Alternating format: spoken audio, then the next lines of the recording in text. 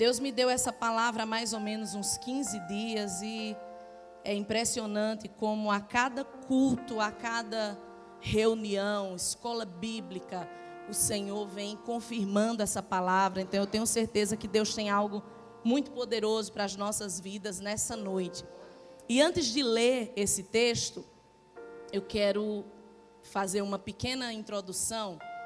O pastor trouxe uma palavra tremenda nessa noite sobre dízimos e ofertas, e uma coisa que você precisa entender é que é a vontade de Deus que você prospere, que você avance, que você coma o melhor da terra. Ele conquistou tudo na cruz do Calvário. Ele conquistou a tua saúde, Ele conquistou a tua paz, Ele conquistou a tua vitória em todas as áreas. Ele veio e Ele disse assim: eu vim para que vocês tenham vida e a tenham em abundância. Então Deus, Ele quer te prosperar e te abençoar em todas as áreas. Mas nessa noite eu quero trazer uma palavra de reflexão. Eu quero convidar você a refletir comigo em algo que é muito importante para que nós estejamos de fato firmados na palavra, firmados naquilo que Deus tem para nós. Porque muitas vezes nós estamos olhando para as coisas apenas com uma perspectiva. Nós olhamos sob uma ótica de um determinado lugar. Há alguns dias viralizou uma imagem na internet de um museu onde um artista, ele projetou uma forma, ele projetou uma arte, eu não sei nem dizer o que é aquilo ali, mas ele foi tão sábio naquela projeção que de um ângulo você via um quadrado, de um outro ângulo a mesma obra de arte você via um círculo, de outro ângulo você via apenas uma linha reta. E essa imagem viralizou porque o que esse artista quis passar através dessa sua obra de arte é que, dependendo do lugar onde você está, o seu olhar vai ser diferente. Muitas vezes nós estamos olhando apenas de um ponto de vista. Nós estamos olhando apenas para uma parte do que a palavra diz. E nós deixamos de lado coisas que são muito preciosas e não conseguimos enxergar. Então nós precisamos olhar as coisas sob a ótica da palavra de Deus. Muitas vezes a gente precisa sair do nosso lugar e olhar de um outro ponto, ter um outro ponto de vista, e é isso que nessa noite eu quero ministrar ao seu coração. E outra coisa também muito importante, antes de entrar nessa palavra de hoje, é que hoje em dia a gente vive uma situação que às vezes, até para pregar a palavra, você tem uma certa dificuldade, porque as pessoas, elas às vezes acham, quando você diz, olha, Deus vai te dar vitória, quando uma canção como essa é cantada, a pastora Meila ministrou aqui tremendamente, e muitas pessoas às vezes até se sentem ofendidas quando diz, como é que você vai se alegrar diante da tribulação? Você não sabe a minha dor. E eu quero dizer para você que ninguém está menosprezando a sua dor. Quem vem aqui no altar já passou pela sua dor também. E Deus, Ele conhece a tua dor. Sentado aí do seu lado, provavelmente existe alguém que venceu dores terríveis e está aqui adorando ao Senhor.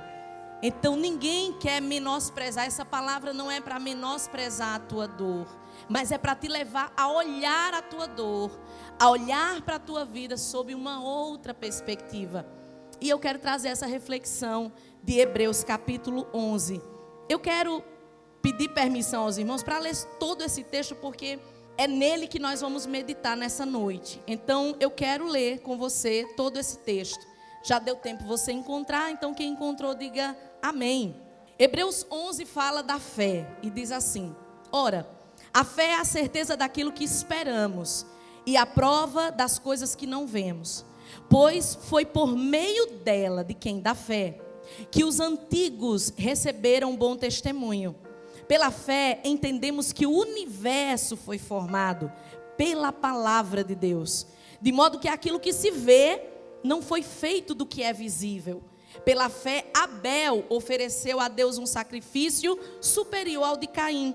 Pela fé, ele foi reconhecido como justo quando Deus aprovou as suas ofertas. Embora esteja morto, por meio da fé ainda fala. Pela fé, Enoque foi arrebatado de modo que não experimentou a morte.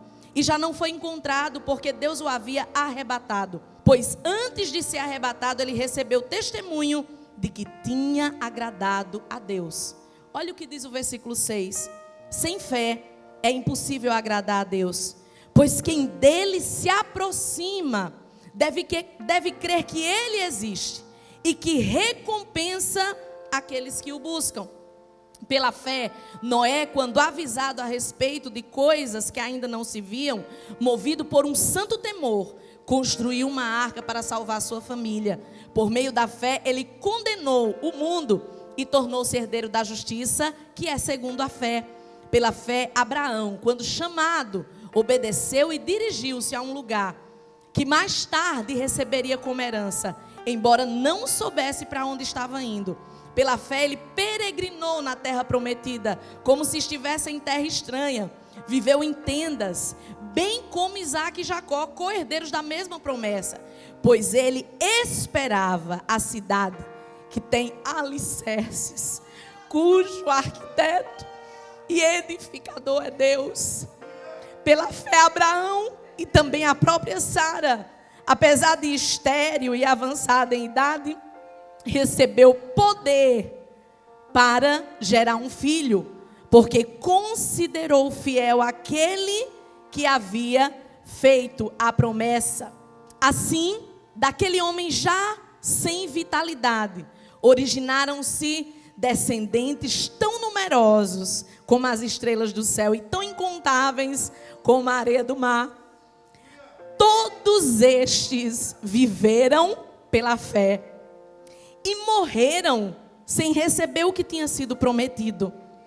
Viram-no de longe e de longe saudaram a promessa, reconhecendo, presta atenção nisso, reconhecendo que eram estrangeiros e peregrinos na terra.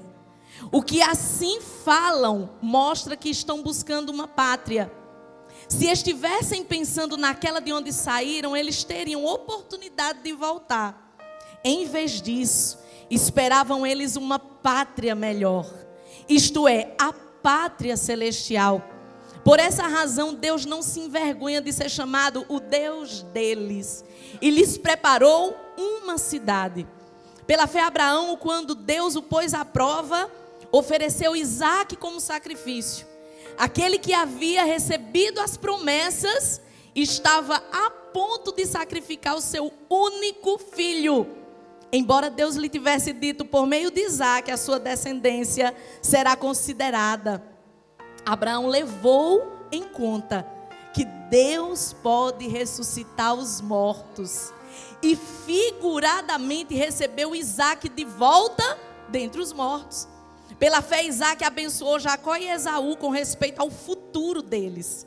Pela fé, Jacó, à beira da morte, abençoou cada um dos filhos de José e adorou a Deus, apoiado na extremidade do seu bordão.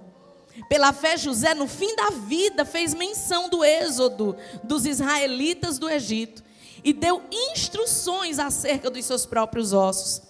Pela fé, Moisés, recém-nascido, foi escondido durante 3 meses por seus pais. A fé foi dos pais, pois eles, os pais, viram que ele não era uma criança comum e temeram o decreto do rei. Pela fé, Moisés, já adulto, recusou ser chamado filho da filha de Faraó, preferindo ser maltratado com o povo de Deus, a desfrutar os prazeres do pecado durante algum tempo. Por amor de Cristo, considerou sua desonra uma riqueza maior do que os tesouros do Egito, porque contemplava a sua recompensa. Pela fé saiu do Egito, não temendo a ira do rei, e perseverou porque via aquele que é invisível. Pela fé ele celebrou a Páscoa, fez a aspersão do sangue para que o destruidor não tocasse nos filhos mais velhos dos israelitas. Pela fé O povo atravessou o Mar Vermelho como em terra seca.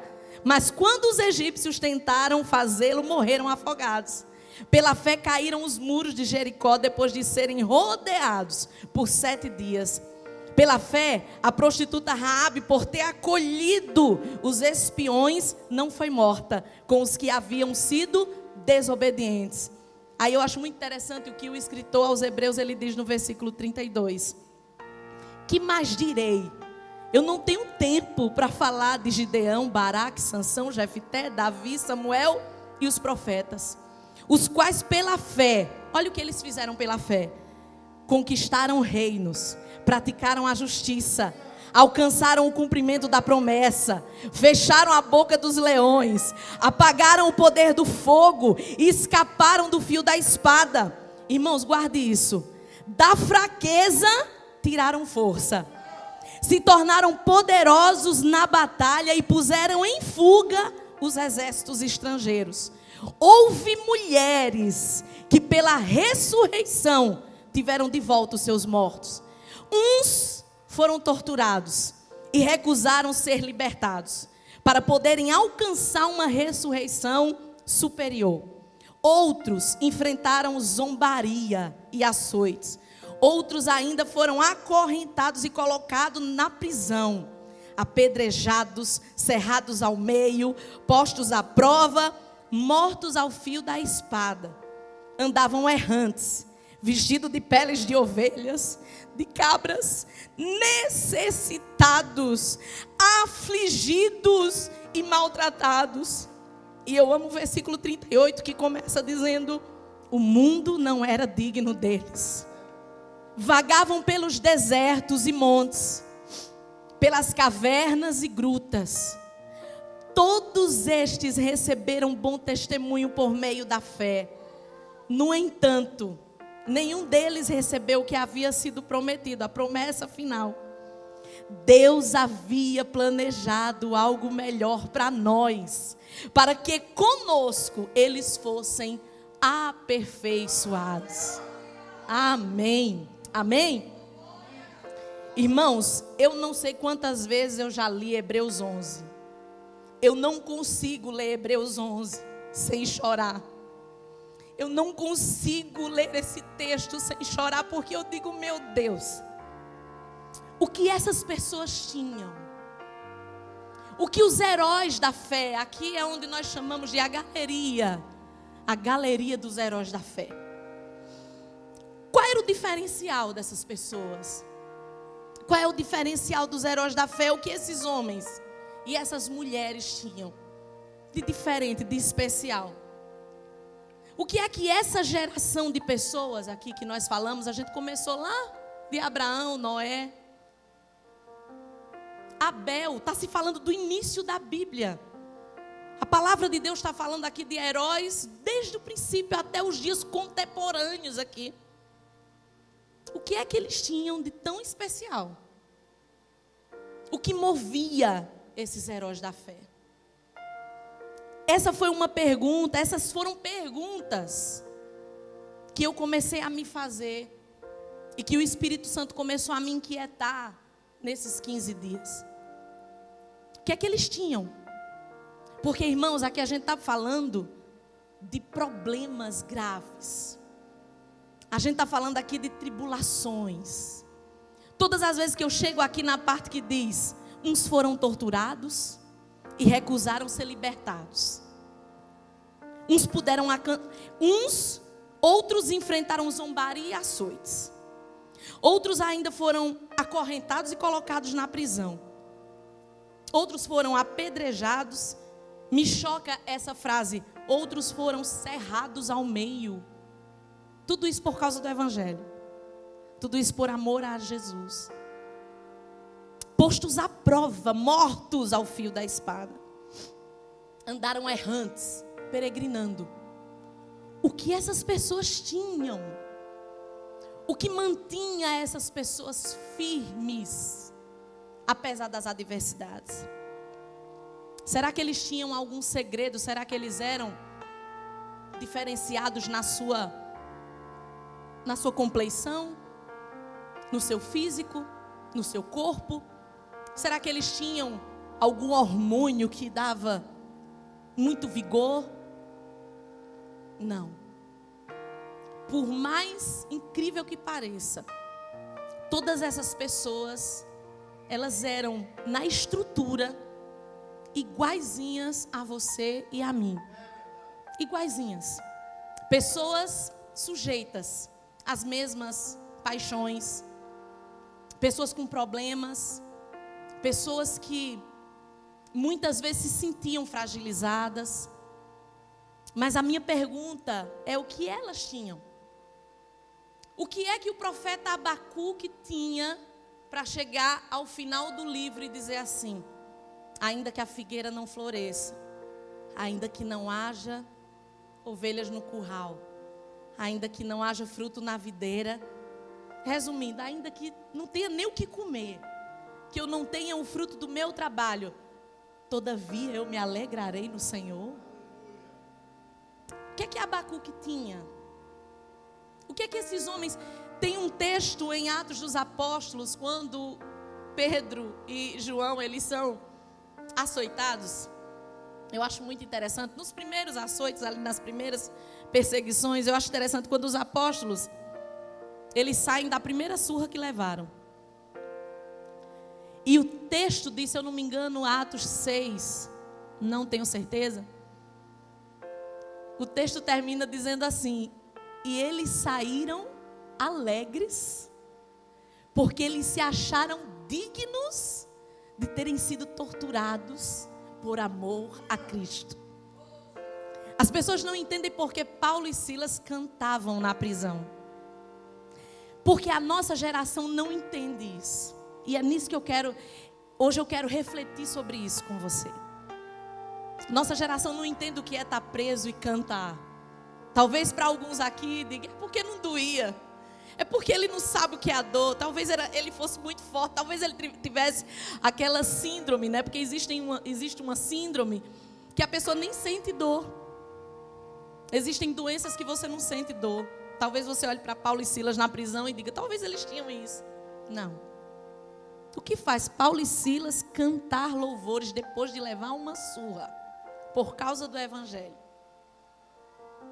E o Espírito Santo ministrou ao meu coração e eu quero compartilhar com você o que eles tinham de diferente. Em primeiro lugar, eles tinham fé. O texto começa dizendo sobre fé. E o tempo todo está pela fé, pela fé, pela fé. Pela fé, eles foram torturados. Porque talvez a gente dissesse assim: até a parte do Mar Vermelho é pela fé, tá bom demais. Pela fé, Isaac voltou dos mortos, porque até eu gosto dessa tradução da minha Bíblia, que é a NVI, porque o autor ele coloca figuradamente, é como se Isaac tivesse ressuscitado. Realmente. Ele diz: pela fé, Abraão recebeu Isaac dos mortos. Que coisa maravilhosa. Só que o texto segue dizendo: pela fé, eles também foram torturados. Pela fé, eles foram traspassados. Pela fé, eles foram apedrejados. Pela fé, eles andaram errantes. Pela fé, eles apanharam muito, eles sofreram. O texto diz no versículo 37 que eles andaram necessitados e aflitos. Eles passaram por momentos de aflição, por momentos de provação. O que eles tinham, irmãos? Eles tinham fé. Eles tinham fé. Uma fé que a cada dia que passa, ela se torna mais deficiente na vida de muitos crentes, muitos filhos de Deus.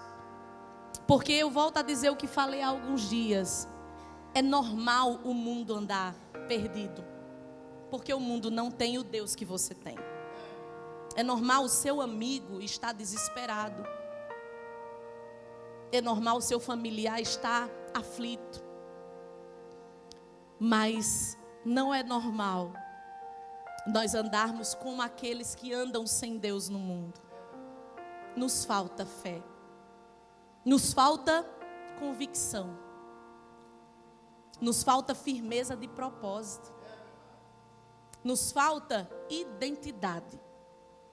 O Espírito Santo ministrou ao meu coração essas 4 coisas que todos eles tinham: fé, convicção, firmeza de propósito e identidade.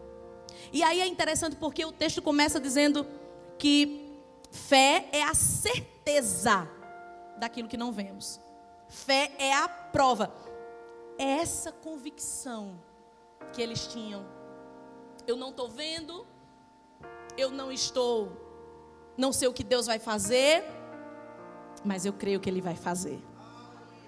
Eles tinham essa convicção. O que é que falta, irmãos, à nossa geração? E eu me incluo, porque eu faço parte dessa geração.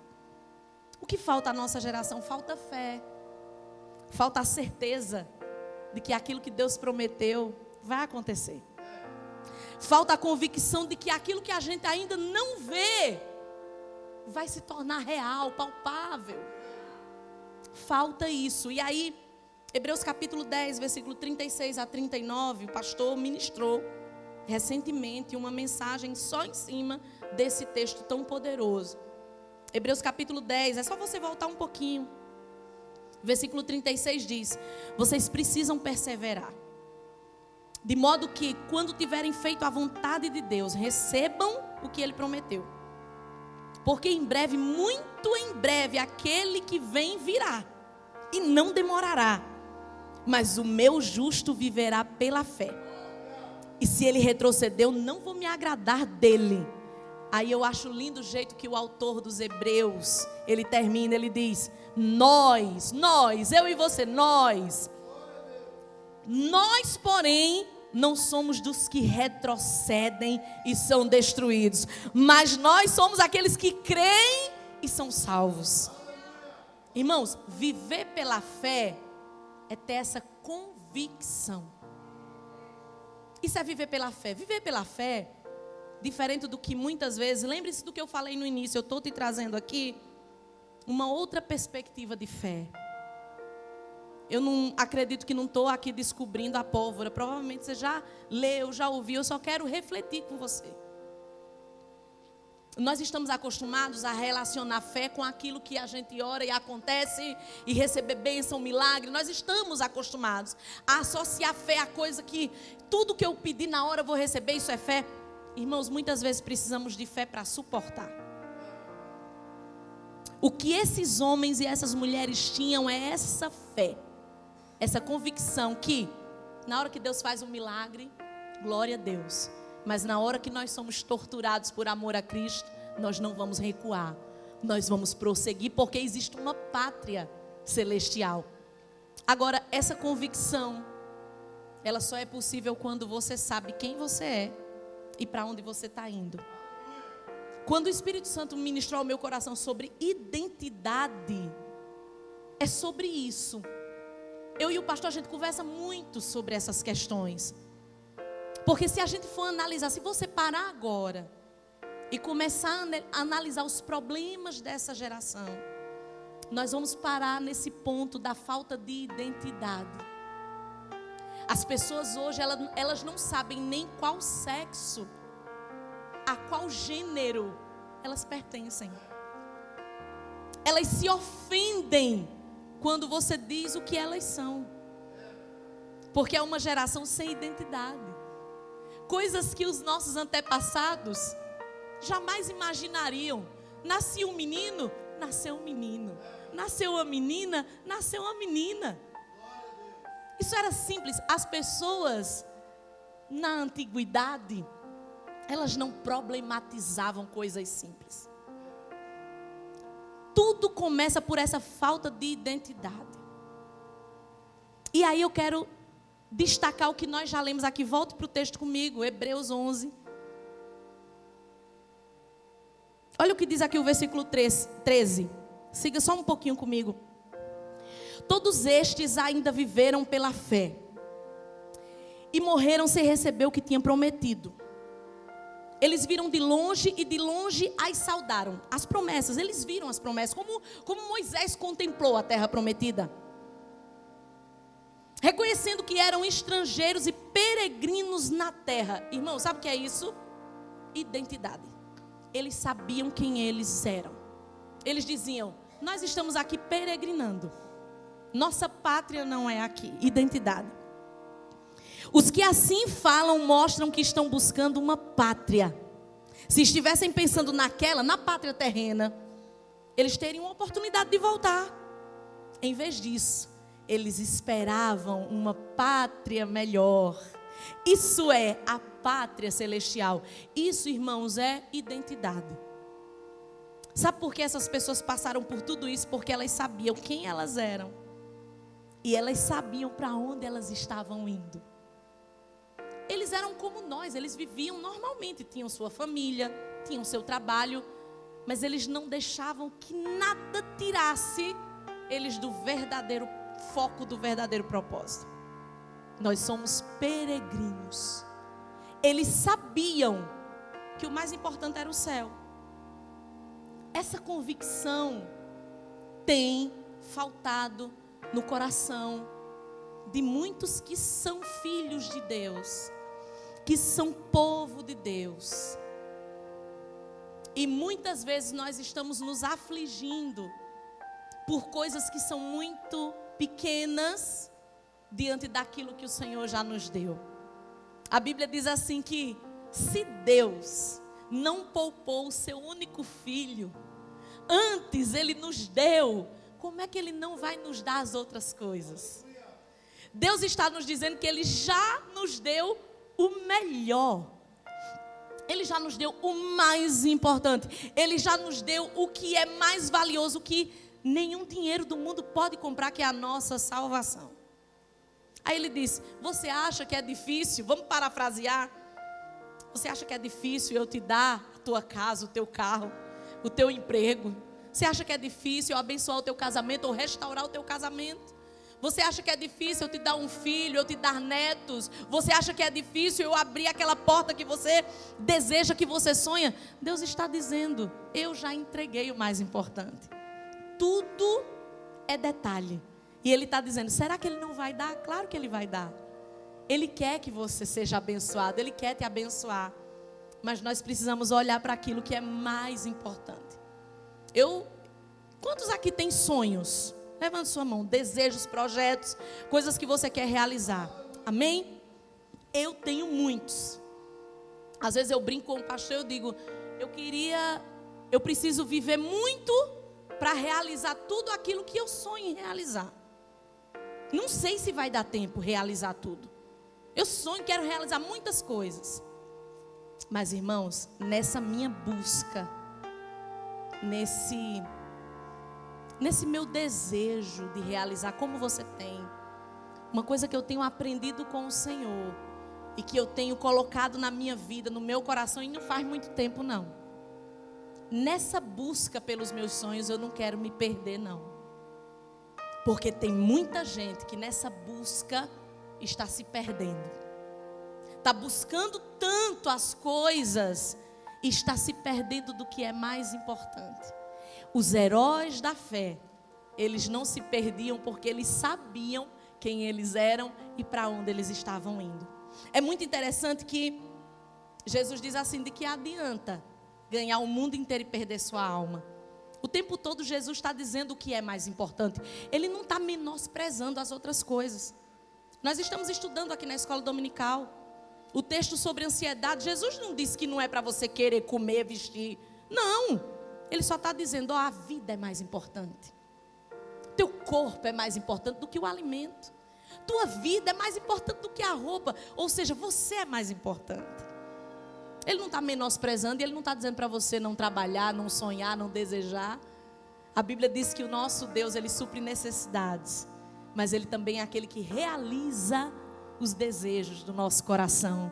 Você tem um Deus que, como nós cantamos aqui, não vai deixar essa luta lhe matar, esse desespero tomar conta de você.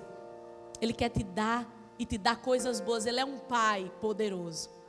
Agora nós precisamos aprender com os antigos. Hoje pela manhã, a gente comentando aqui, e a Dani falou algo muito interessante sobre as canções antigas, que os crentes antigos, se você pegar as músicas antigas, eram músicas que falavam de luta, de provação. Mas o tempo todo eles diziam: eu estou com Jesus, Ele vai me dar a vitória. Hoje em dia, a gente vê pouco esse tipo de canção. A gente vê pouco. Uma canção como essa, como nós cantamos aqui, é uma raridade nesta geração. Porque é uma geração mais frágil. E a gente comentando aqui no nosso estudo que os crentes antigos, eles tinham convicção de que a prova fazia parte, mas a vitória também. E independente das situações, eles estavam ali firmes, orando, buscando a Deus. Problema acontece, eu vou orar, vou buscar o Senhor. Hoje, as pessoas se afastam. Vem a luta, vem o problema, não vem mais para a igreja. Antigamente, eu sou de uma geração que quando tem problema, vai para a igreja orar. Vai para a igreja buscar, vamos lá, vamos louvar a Deus, fazer campanha. Mas a nossa geração, essa é uma geração que acha que quando a prova vem é porque Deus não ama mais. Quando a prova vem, aí vem a dúvida: será que Deus vai fazer? Esses irmãos aqui, a prova vinha, a luta vinha, eles continuavam caminhando. Porque eles tinham uma coisa chamada convicção. Eu estava comentando com o pastor que nós estamos vivendo um tempo de mundanização da igreja. Eu não estou falando da nossa igreja, estou falando de uma forma geral. Ao invés de nós fazermos aquilo que Jesus disse, as portas do inferno não vão prevalecer contra a minha igreja. Isso é muito forte, porque se você não entende esse texto, Jesus está dizendo que não é a porta da igreja que vai prevalecer. Ele está dizendo que o inferno vai resistir, mas a igreja entra lá e tira. E resgata. É as portas do inferno que não prevalecem. Não é a da igreja. Porque às vezes a pessoa acha: não, a gente vai aqui fechar as portas para ninguém entrar. Não. Quando Jesus disse: as portas do inferno não prevalecerão contra a minha igreja, Ele está dizendo: você vai entrar lá e vai resgatar quem está no inferno. Você vai resgatar quem está perdido. A igreja tem poder. Infelizmente, muitos têm vivido como se o mundo tomasse conta, o mundo vai entrando, e aí sabe o que acontece? A gente acredita no que o mundo diz, a gente quer o que o mundo oferece, a gente quer fazer parte do mundo, a gente não está disposto a renunciar a nada. O que esses heróis da fé tinham que nós não temos? Convicção, certeza de quem eles eram. Jesus disse que nós não podemos ser amigos do mundo e amigos dele. Não dá. Nós precisamos rejeitar, abrir mão. Mas a gente não quer. Quando a gente é rejeitado lá fora, a gente já se sente mal. Quando alguém fala mal de nós ou nos persegue porque somos cristãos, meu Deus, por que Deus não está comigo? Falta olhar sob essa ótica, sobre essa perspectiva. Falta a gente aprender com Paulo, com Silas, com Pedro, com João, com Tiago, e dizer: nós fomos achados dignos de sermos perseguidos por amor a Jesus. O apóstolo Pedro diz assim, que nós devemos ter vergonha quando alguém nos persegue ou fala mal da gente, quando a gente faz coisa errada. Ele diz: olha, se estão falando mal de vocês, porque vocês estão fazendo coisa errada, é para ter vergonha. Agora é para se alegrar quando alguém fala mal de você, porque você serve ao Senhor.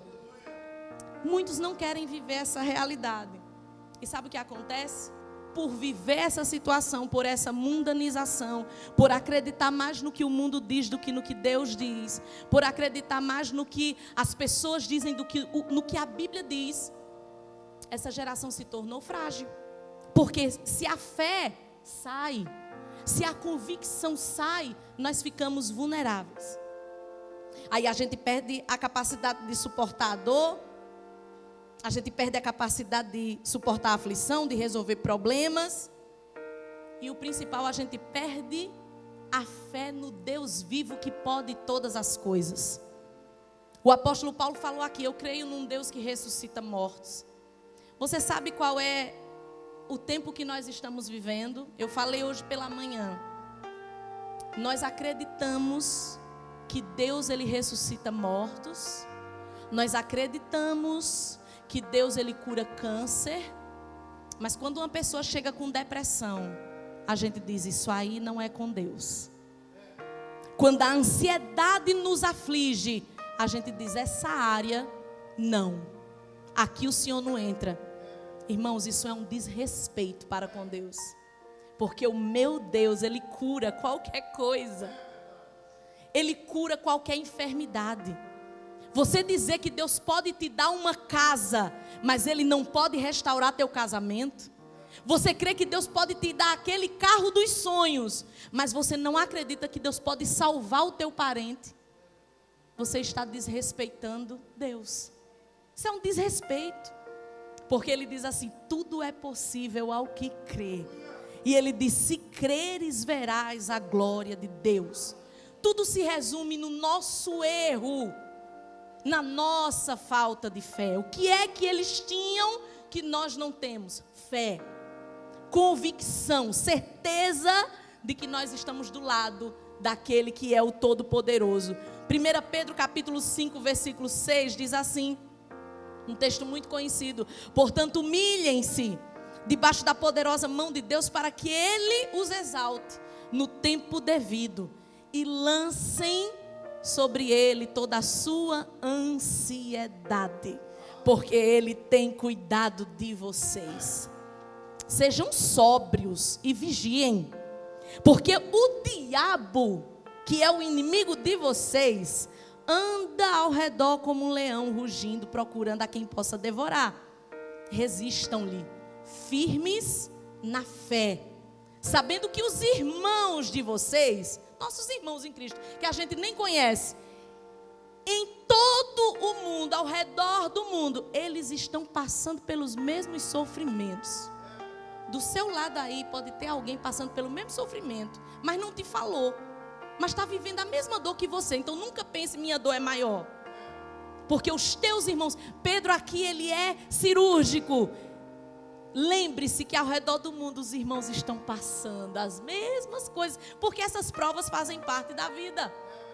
Eu lembro que quando eu era criança, eu tinha algumas cantoras assim que eram meus xodós. E tinha uma cantora chamada, tem ainda, graças a Deus ela ainda está viva, a Nelci Branco, e ela tem uma música que ela diz assim: aqui o sofrer, o perder, isso são coisas da vida.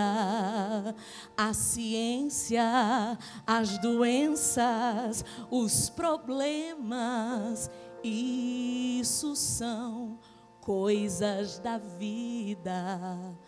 E essa música fala muito ao meu coração, porque a música começa falando que problemas são coisas da vida, e no refrão ela diz assim: e se você certo dia pecou em quê?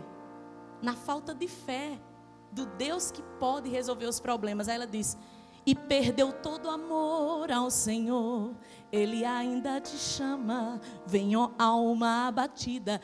Isso são coisas da vida, são coisas da vida. Nós precisamos aprender a lidar com as coisas da vida.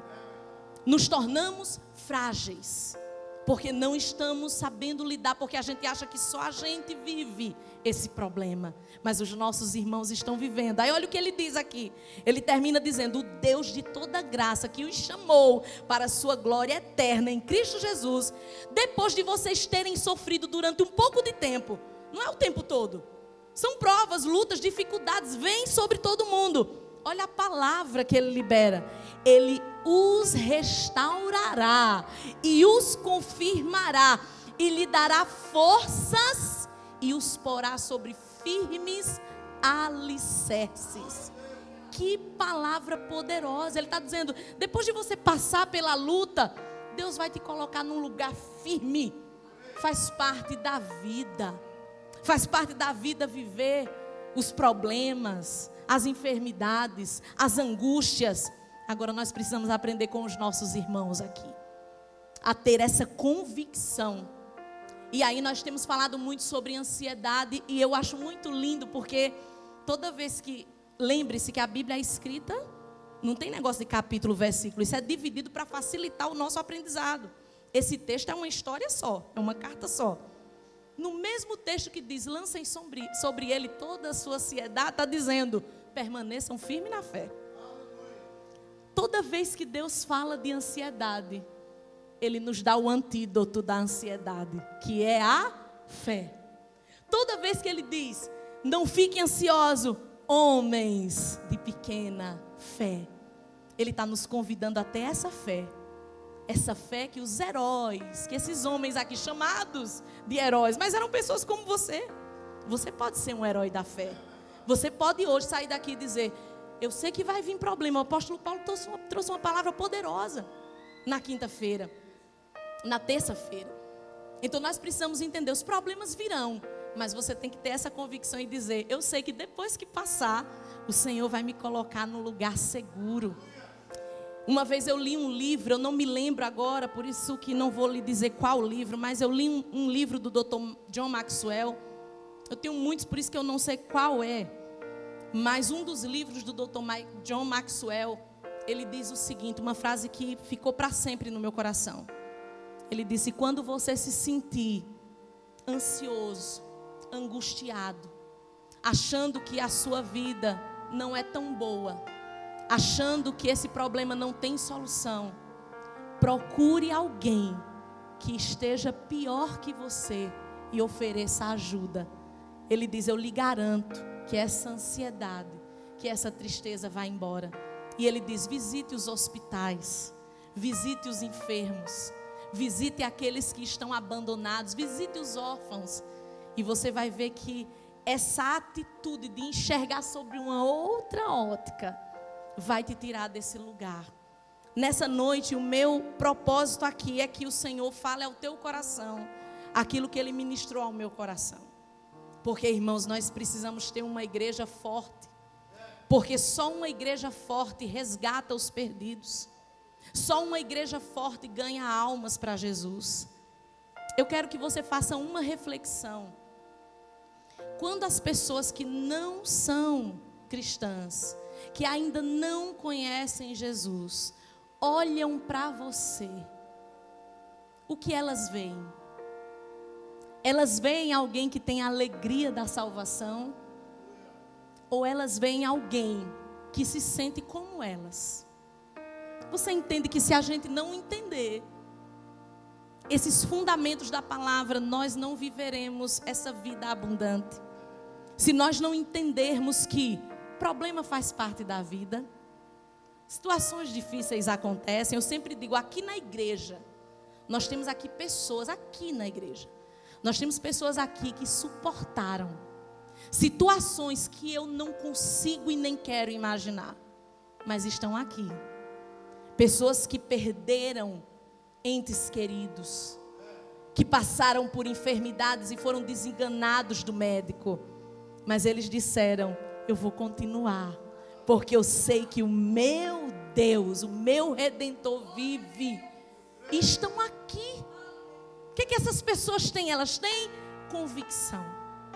Tem uma coisa um versículo maravilhoso, eu já estou caminhando para o final. Salmo 73, no versículo 26, o salmista Asaf, ele diz assim, o meu corpo e o meu coração poderão fraquejar. Asaf está dizendo, vai ter momento que eu vou me sentir fraco. Sou humano, ninguém aqui é super-homem. Eu me sinto assim, eu falei hoje pela manhã. O meu testemunho aqui na volta do pastor, depois da internação. Eu disse aqui, eu falo para todo mundo, irmãos, quando o pastor estava internado, me veio medo. E medo é ausência de fé. Me faltou fé. Me faltou convicção. Não tenha medo de admitir. Porque se você diz, não, porque eu tenho fé, não sei o quê. Não tenha medo de admitir, admita. Sabe por quê? Quando você admite, você busca a cura. Quando você entende que você realmente está fraco na fé, você se fortalece. Quando você admite, não, eu estou com medo, mas eu não quero, você começa a se encher de força. É isso que Asaf está dizendo, o meu corpo e o meu coração poderão. Eles podem acontecer de fraquejar. Mas olha que palavra linda. Mas Deus é a força do meu coração e a minha herança para sempre. O apóstolo Paulo diz ainda que por fora o meu corpo se corrompa, Ele diz, mas eu tenho um corpo celestial, o homem interior. Quem eu sou, ninguém vai tirar de mim. E eu quero encerrar com Efésios capítulo 6, versículo 10. Se você puder abrir, Efésios capítulo 6, versículo 10. Finalmente, fortaleçam-se no Senhor e no seu forte poder. Vistam toda a armadura de Deus para que possam ficar firmes contra as ciladas do diabo. Pois a nossa luta não é contra pessoas, mas é contra poderes e autoridades, contra os dominadores deste mundo de trevas. Está falando de forças espirituais do mal nas regiões celestiais ou espirituais. Por isso vistam toda a armadura de Deus para que possam resistir no dia mau e permanecer inabaláveis depois de terem feito tudo. Irmãos, o dia mau, ele faz parte. Ele vem, já veio na minha vida muitas vezes, mas a gente precisa se fortalecer diante desse dia mau. Aí ele começa a falar das armaduras, ele diz como nós devemos fazer, mas eu quero meditar com você no que Paulo diz no versículo 19 em diante. Orem também por mim, para que quando eu falar, seja me dada a mensagem, a fim de que destemidamente torne conhecido o mistério do Evangelho, pelo qual eu sou embaixador. Agora, presta atenção nisso. Ele diz, pelo qual eu sou embaixador, preso em correntes. Orem para que, permanecendo nele, eu fale com coragem, como me cumpre fazer.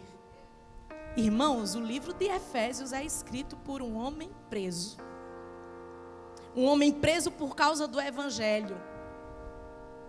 E que não disse assim, eu vou largar tudo, porque como é que eu estou... Irmãos, vamos parar para analisar de forma fria. Você está pregando o Evangelho e você é preso e açoitado. Ele diz assim, irmãos, eu sou embaixador preso. Estou escrevendo a carta, eu estou preso. Aí olha o versículo 23.